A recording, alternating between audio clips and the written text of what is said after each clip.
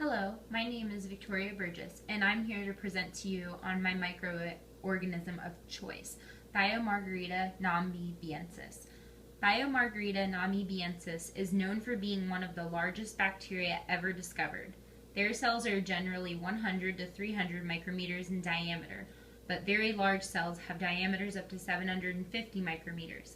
This bacterium is so large that it is visible to the naked eye. Thiomargarita namibiensis, which literally means sulfur pearl of Namibia, was found in the sea sediment off the coast of Namibia by Dr. Heidi Scholes in 1997. When they were discovered in the Namibian shelf sediments, they were found as deep as 100 meters. Not many microorganisms are capable of inhabiting the shelf sediments because of the high concentration of hydrogen sulfide. Thiomargarita namibiensis is a gram-negative coccoid proteobacterium. Thiomargarita namibiensis is closely related to Thiopoloca and Beggiatoa, which are other sulfate marine bacteria. Thiomargarita namibiensis are individual cells that align together in a chain-like fashion that is surrounded by a mucus sheath. Thiomargarita species have restricted mobility due to the way they grow. Since they are lacking of movement, Thiomargarita namibiensis have adapted a very unique characteristic. Thiomargarita namibiensis have vacuoles inside their cells which they can store a large amount of sulfur and nitrate.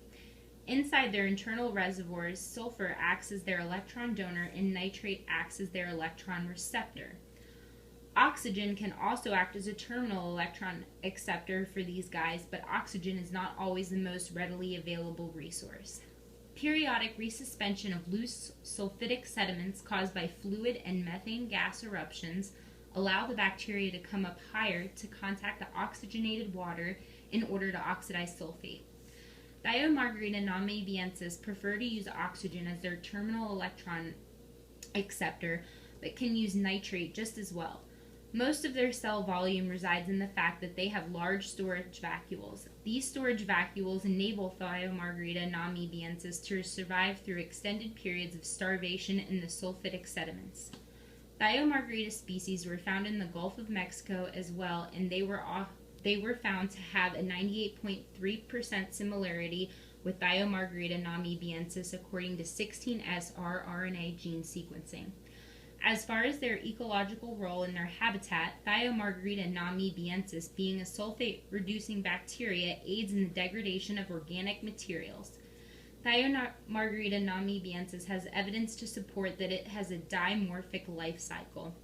The reproductive cycle of Thiomargarita namibiensis begins with the attachment of a spherical cell to a solid substrate, which is followed by elongation to a stalked form.